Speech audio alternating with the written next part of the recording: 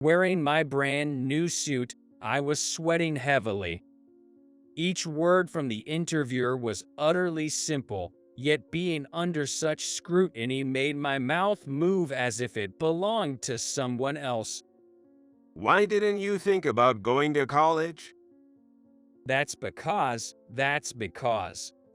I wanted to spend that time on programming. So you just wanted to do what you like, right? The intellectual interviewer snorted and said that. I had no response. Just a sense of regret and humiliation came over me. I'm sorry. As I apologized quietly, the interviewer said with a look of disdain, Incompetent people are not accepted. You may leave now, please. I couldn't even submit the detailed documents of the software I had developed and brought with me, too scared of what had transpired. Incompetence remains incompetence after all. I hung my head, greeted the interviewer, and left the room. My job hunt was proving to be a tough journey. That's what I thought until that moment. My name is Michael Johnson, and I'm 21 years old. In middle school, I got hooked on programming after playing around with a computer belonging to my uncle. If that's what Michael decides, then it's fine by us. My parents adored me and didn't scold me when I told them I wouldn't be going to college after high school. I'm a baby in my parents' eyes. It doesn't matter how old I get. While it seemed like my friends were all going through rebellious phases and clashing with their parents, I could never bring myself to strongly oppose my kind parents. Perhaps as a reaction, whenever I felt discontent, I'd throw myself into programming with a passion. When I was in front of my computer, I'd become utterly absorbed. All my worries would vanish, and I'd be filled with hope and exhilaration. The fewer days I went to school, the more I dove into programming every day. That's how I started creating simple games and social networking sites. Whenever an idea came to me, I'd try to create it on the spot. I continued living like that for a while. Every time I received feedback from users on my projects, I felt validated in my efforts. I'm not sure what kind of job I'll end up in, but if I could continue doing this, it would be my dream come true. This is my calling. That day too, I woke up past noon, having skipped school. I turned on my computer even before putting on my glasses. As soon as it finished booting up, I sat up, still tousled from sleep, and peered at the screen. Then, I saw an email had arrived. The moment I saw the sender, my body tensed, and I broke out in a sweat. This can't be real, a prank or a mistake. My sleepiness vanished instantly, and I decided to go downstairs to the living room to calm down. Good morning, Michael. Do you want for breakfast? I was thinking of preparing lunch in about 30 minutes. My mom, nibbling on some crackers while reading the newspaper, and my dad, clipping his nails on the porch. Looking out the window, I saw a plane floating in the cloudless sky. Hey, Michael, it's a nice day again today. My dad, with his hair streaked with gray, turned around and smiled. I used to be told I looked like my mom, but lately, it seems I've started to resemble my dad. Mom, I'll pass on breakfast. Can I get a coffee? Mom smiled warmly and headed to the kitchen, humming a tune. Even as I waited for my coffee, I couldn't stop thinking about that email. I'm just going to the bathroom. Leave the coffee for me. I decided I had to check it again. Without waiting for my mom's response, I dashed up the stairs to my room. I hurried to my computer and read the email again carefully. It was indeed from a well-known Japanese IT company that I recognized. The email was written in more polite English than I'd use. Can't be real. They wanted to buy my site, which I released 2 years ago, dedicated to a nerd community. It's a social site dedicated to the nerd community. I had noticed an increase in foreign users recently, but was it becoming popular overseas too? The email mentioned they wanted to discuss directly. My mind was completely overwhelmed. Feeling dizzy, I decided to go back to the living room. What's wrong, Michael? You look pale. Do you have a stomach ache? It's not that. Something big has happened. Something bad? My mom, who had been reading the newspaper, looked at me worriedly. Actually, one Japanese company wants to buy my site. Oh my God, that's amazing. But it might be a scam. You won't know unless you try. That's right. Why don't you take a chance and contact them? Despite my worries, my parents were surprisingly enthusiastic. That's the thing with people who hardly ever use computers. They don't understand. But encouraged by my parents' words, I decided to reply to the email.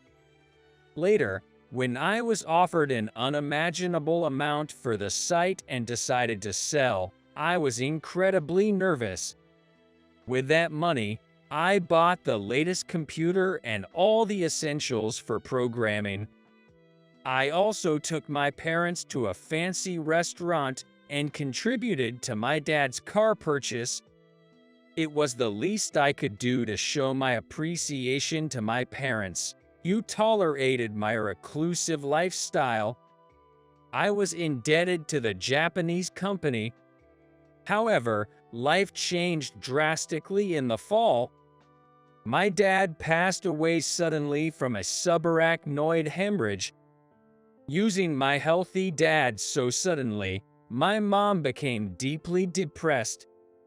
Of course, so did I. Was that tough for you? So, does that mean you, Abbas, need to start exploring the outside world soon? As a naive person, I talked to a friend I met on the internet who I didn't even know. Black Cat is the handle of the friend I connected with through a hobbyist online game.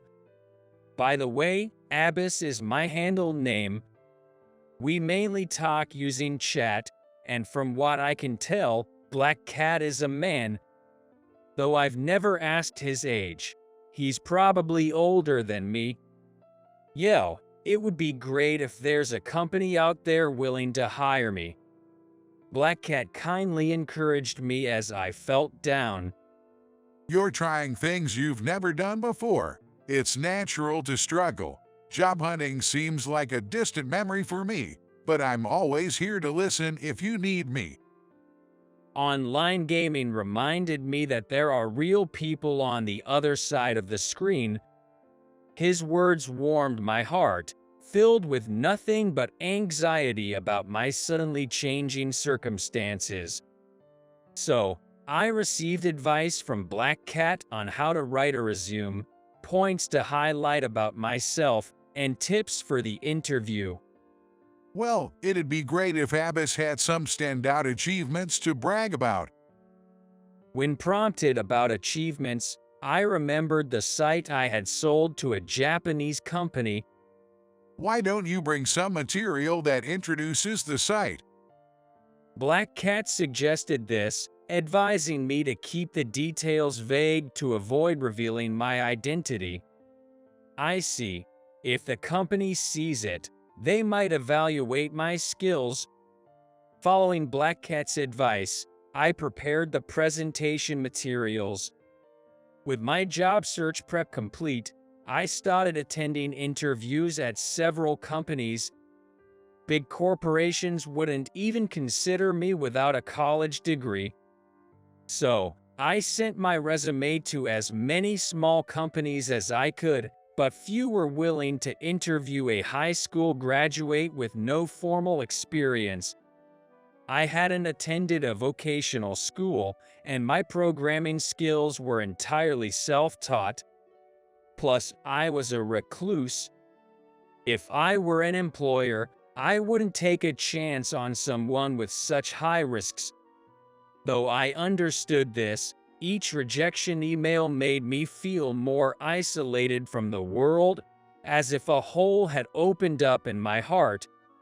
I could live off the money from the site sale for a while, but I wanted to reassure my dispirited mom as soon as possible. My anxiety was growing. It was Black Cat who cheered me up during those anxious moments. Our company is looking for programmers too. If things don't work out, come work with us. I took it as a joke, but those words lifted my spirits. I didn't know where he lived or what his company was like. I'll count on you then. Such casual exchanges helped me calm down a bit. Even after getting rejected by many companies, I never gave up, and I was at another interview today. The company I was interviewing with today offered website and e-commerce site management services to local businesses. I applied because their job listing stated, "No experience necessary, programmers wanted." Huh. So you spent the time you could have been in college on programming. The interviewer today was the same as always, looking down on me with a disdainful attitude. His name tag read James. So you've just been doing what you like, huh? What if you encounter something you dislike at our company? Are you just going to quit? I scrambled to think of a response to James' words. As you've pointed out, I lack work experience. However, I have a strong foundation in programming and a strong desire to utilize it. I've come to your company's interview with the determination not to quit easily. I looked James straight in the eye and answered. Did I manage to convey that well? I was mentally celebrating, but James, looking at my resume, said, But, you know, Michael, your track record is pretty bad. I can't find any compelling reasons to hire you. But could you please take a look at this? I have experience creating my own website. Saying that, I tried to take out the presentation materials I'd prepared with Black Cat's advice from my bag.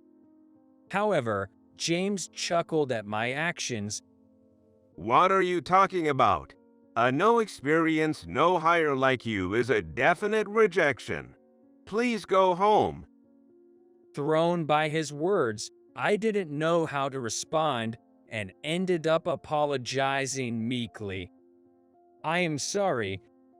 James sneered at me and loudly said, If you're going to apologize, then don't bother coming to an interview. What a complete waste of time. Being yelled at out of the blue made me shrink even more. Finally, James offered a thin smile and recited his standard farewell. Thank you for your time today. We will inform you of our decision in 2 to 3 days. Thank you. After the interview, I couldn't bring myself to go straight home. I found myself aimlessly sitting in a park near the company until it gradually got dark. Again, it didn't go well again. Feeling my life was enveloped in darkness, I wondered if having gone to college would have given me more options for living, sparing me from such struggles. Of course, I knew it was futile to blame myself now. Feeling miserable about my pathetic self, I couldn't bear the thought of going home and facing my mom. I decided to at least send a message to Black Cat about the interview. He's probably going to be fed up with me by now. As tears threatened to spill, a pleasant aroma wafted into my nose. It was coming from a nearby pub. I wondered if it was normal for working people to stop by places like this after work. I wouldn't normally consider entering such a place, but I didn't want to be alone today. I wondered if it might lift my spirits and open the pub's door. Hello, how many people? The cheerful greeting made me timidly indicate I was alone. I was guided to a seat at the counter, where it was relatively empty since it was still early. After receiving the menu from the staff, I ordered a few dishes. The simple, comforting flavors seemed to soothe my weary soul. As I was enjoying my meal alone, a pair of men were led to the seats next to me. 2 guests, right this way to the counter seats. I glanced at the man who sat next to me. There was James, the interviewer I had met earlier in the day. Hey, are you? It seemed he remembered me, as he initiated the conversation. Do you know each other? The man accompanying James asked, looking at me. The man, with a shaved side hairstyle and glasses, appeared older than James. Yes, he came to our company for an interview today. So you're into programming too, huh? Yes, I am. I responded, but recalling the day's events made me unintentionally curt. Undeterred, the glasses-wearing man continued to engage me. Did you study at a vocational school? Come on, Tom. That almost sounds like another interview. His interview is already over. Oh, that's right. Sorry. The man, referred to as Tom, apologized lightly. Well, I didn't pass anyway. I laughed self-deprecatingly. Is that so, James?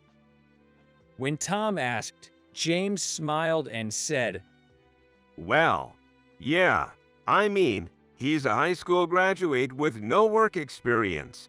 Plus, he's self-taught in programming, and even mentioned making his own website. Remembering the interview, I felt a tightness in my chest. However, upon hearing this, Tom unexpectedly said, A website you created yourself? Can you tell me more about it? Surprised by Tom's forwardness, I decided to show him the presentation materials I hadn't had the chance to present during the interview. Tom took it and looked over it with enthusiasm. Is this the site you sold to a Japanese company? James looked confused next to an excited Tom. The site I had sold was now a top-ranked, well-known site in Japan. It has grown from a nerd community site to a reputable social networking platform recognized in Japan. I couldn't hide my surprise at its success. Anyone who has ever aspired to be a programmer would have heard of this story at least once, but I never imagined a person behind it would come to our company for an interview. What's your name? Michael Johnson. That's it, no doubt about it. While Tom spoke excitedly, James looked visibly uncomfortable. Then Tom said to James, You've rejected such a talented person. Just by looking at these materials, anyone could see what kind of person he is. What exactly are your criteria for interviews? Oh no. James went pale as Tom's intensity grew. James, Maybe you've been letting talented people slip through all this time. If that's the case, you're definitely getting fired. Listening to their conversation, the company had consistently rejected applicants for programming positions despite advertising that no experience was necessary. Tom had been investigating why, suspecting James's intimidating interview tactics might be the cause. Indeed, making troubling statements and shouting insults could be considered a form of stress interview. Your actions could tarnish the company's image. I'll be reporting this in tomorrow's executive meeting, so be prepared. After Tom's intervention, James left the pub as if fleeing. Thanks to Tom, I was successfully hired. After completing a 3-month probation period, I would officially become a full-time employee. My self-taught programming skills were not in vain. However, as a newcomer both to the workforce and as a programmer, I am inexperienced. I'm grateful to my senior colleagues who are willing to teach me, and I aim to grow steadily in my role. As for James, he wasn't fired but was transferred to a different department. His domineering behavior had alienated his coworkers, so when Tom confronted him about the stress interviews, no one came to his defense. And then, something even more surprising happened. Good evening, Abbas. Congratulations on a job. Black Cat. Oh no, you're my boss. I never imagined we'd end up working together. Come on, just talk to me like you always do. I never guessed that Black Cat was actually Tom. It became clear as we talked at the pub, and this revelation was the most surprising of all. The decisive clue was the presentation materials I had made with Black Cat's advice. Tom was quite surprised when he saw them, as they were the ones we had discussed. I am glad that your offer to work with me if I could not find a job came true for me. When I replied that, in chat, Black Cat, rather, Tom responded, Didn't I tell you, you would be fine? I wonder how much this simple exchange has saved me. I typed my heartfelt thanks into the chat. Today, as I take my first steps as a working adult, I visited my dad's grave with my mom. In front of the grave, I reported to my dad that I had secured a job. I've been relying on you and Mom for so long. I'm sorry, but from now on, I'm going to do my best. As I murmured this, my mom, with tears in her eyes, hugged my shoulder. Michael, whatever you decide, I'm sure your dad is supporting you from wherever he is. And so is your mom. With the kindness of my parents in my heart, I resolved to repay them, even just a little, for all they've done for me.